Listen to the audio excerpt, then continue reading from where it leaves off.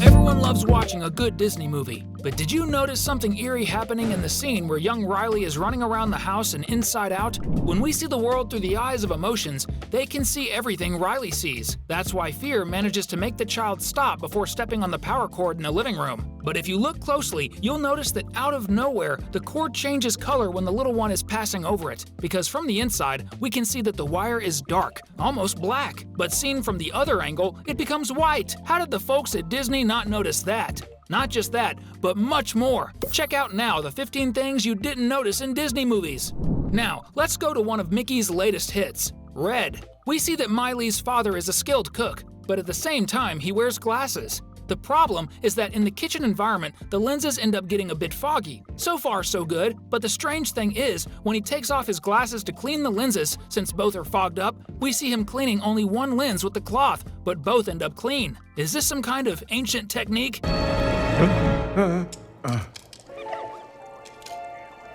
One of the most beloved characters from Toy Story 3 is Forky for sure. He became so famous that he even got his own miniseries. The detail is that if it were up to some Disney animators, he would probably be called Little Spoon. That's because when Woody separates the materials in the trash can, he's actually holding a plastic fork and other materials. The problem is, when he puts them on Bonnie's table, we can see that it's no longer a fork, but a plastic spoon. Speaking of a classic, Monsters, Inc., if you're one of Disney's longtime fans, you'll probably remember the scene where Sully puts Boo in a locker at the company he works for. If you pause the movie at that moment, you'll notice that he puts the little threat, in quotes, in locker number 193. But when the scene changes angle and Sully is breathing a sigh of relief, we see that he actually seems to have put Boo in locker 190. This left me a little confused, but everything indicates that it's indeed a small animation error that the Disney folks let slip this time. Speaking of Sullivan, did you know that the big guy made a special appearance in another Disney movie? That's right, but he doesn't appear in a participatory way, but only representatively. When Merida, the protagonist of the movie Brave, enters the Forest Witch's cabin, we can sinisterly notice that there's a carving of Sullivan's image on a piece of wood inside the witch's house.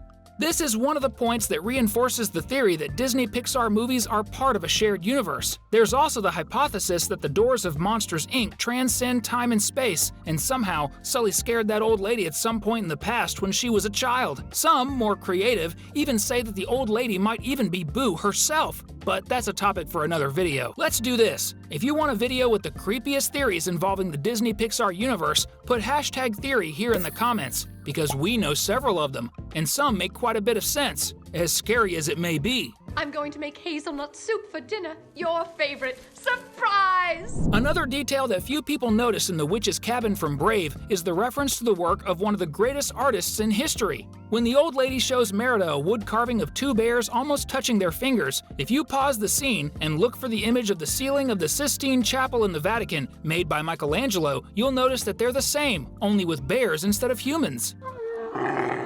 Oh, wait. And it seems that the Disney animators were really inspired by Renaissance artworks in this scene from Brave.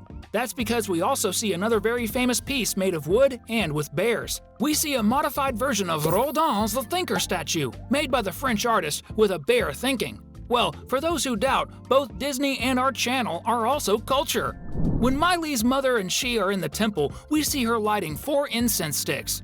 But strangely, it seems like there's a multiplication of the incense sticks. That's because she hands 3 sticks to Miley, while she herself holds another 3 sticks, which makes a total of 6. We know that magic is part of the family's DNA, but this would be too much. Since we're talking about bears, it reminded me of another small detail that I'm sure you didn't notice when you first watched the movie Brother Bear in 2003. Actually, nobody noticed this detail, which was only noticed a few years later. In the scene where the tribe members are fishing, and a mammoth comes and throws the fish everywhere, if you slow down the scene, you'll notice that among the salmon caught is a clownfish. This was a cross-reference by Disney to the movie Finding Nemo, which was also released in the same year of 2003, just 5 months before Brother Bear. I love these Disney references, don't you? Now, on to one of Disney's greatest classics. Let's talk about The Lion King. Simba's adventures, along with his friends Timon and Pumbaa, are simply historic, and you probably know them well. But tell me something.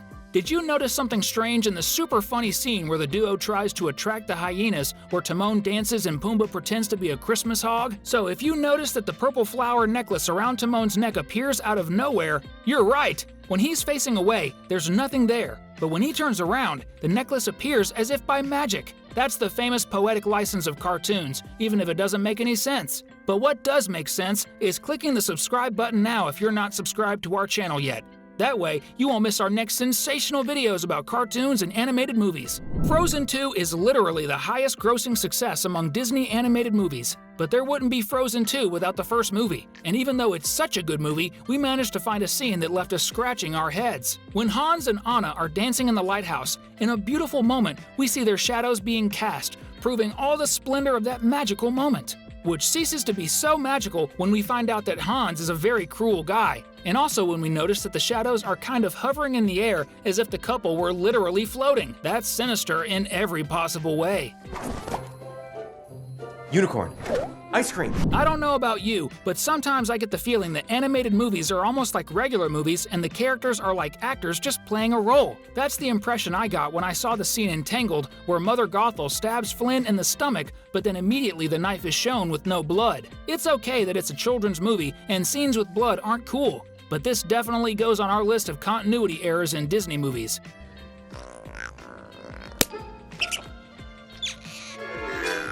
Luca is one of Disney's recent movies that was quite successful. I really liked it.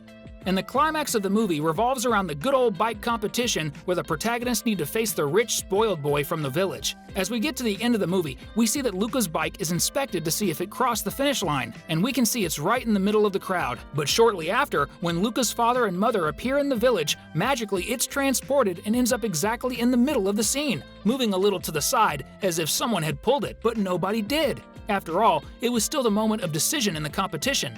Was it the stagehand who did this? Going back to Flynn and Rapunzel, we notice another interesting little detail in the moment of the final scene. After being fatally wounded by the movie's villain, the hero is saying goodbye to Rapunzel and strokes her face. Of course, that wasn't a farewell. He wanted to cut her hair to leave the villain in despair, which is exactly what ends up happening. But the intriguing detail happens exactly when he strokes the princess's face. Notice that there's nothing on his hands or wrists. But when the angle changes, we see that he actually has shackles and handcuffs on his arms. So where were they in the previous scene? That's a question that only Disney can answer one day. In Raya and the Last Dragon, we find a small but interesting continuity error that few viewers noticed. When she's talking to her friend, we see her placing a bowl of food in front of her. Then the two continue their conversation and we see them closer. When the angle changes again, we can see that the bowl has simply been moved to Raya's side. Now tell me, doesn't it seem like these are the kinds of mistakes in live-action movies? It's kind of like they start filming at one moment, pause, and then come back, like in conventional movies. But I have to admit, that's really cool. And since we know you're a fan of cartoons and animated movies, we've selected 2 incredible videos for you to check out right now. Just choose one of them and click. Trust me, you won't regret it.